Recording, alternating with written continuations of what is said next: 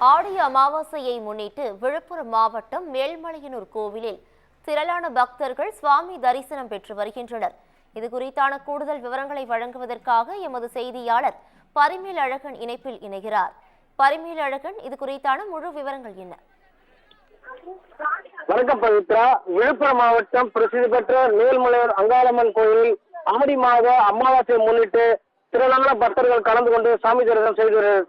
அதாவது பாத்தீங்கன்னா, விழுப்புரம் மாவட்டம் பிரசித்தி பெற்ற மேல்மலையூர் அங்காளம்மன் ஆலயத்தில் ஆடி அமாவாசை இன்று அதிகாலை முதலே நடை திறக்கப்பட்டு மூலவர் அங்காளம்மனுக்கு பால், பன்னீர், சந்தனம் வகையான வாசனை திரவியங்களை கொண்டு மூலவருக்கும் மற்றும் உற்சவர் அங்காளம்மனுக்கும் அபிஷேகம் செய்யப்பட்டது.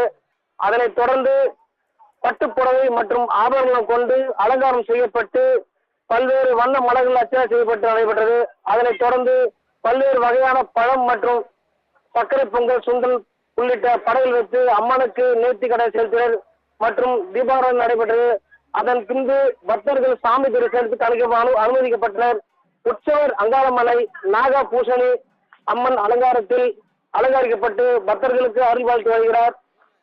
மேலும் முன்னேற்பாடு வழியாக உகந்த ஆடி அமாவாசை தினத்தான இன்று பல்வேறு ஊர்களில் இருந்தும் பல்வேறு மாநிலங்களில் இருந்தும் அம்மனை தரிசிக்க பக்தர்கள் வருகை புரிந்து கொண்டுள்ளனர்.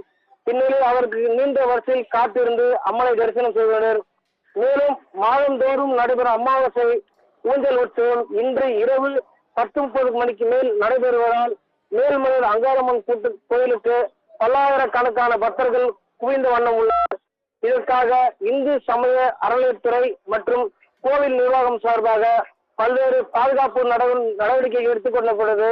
மேலும் போக்குவரத்து துறை சார்பில் 475 கூடுதல் பேருந்துகள் இயக்கப்பட்டு பக்தர்கள் வசதிக்காக இயக்கப்பட்டு வருகிறது.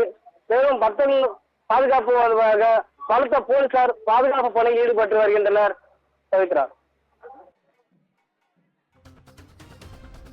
கூடுதல் விவரங்களுக்கு நன்றி பரிமேல் அழகர்.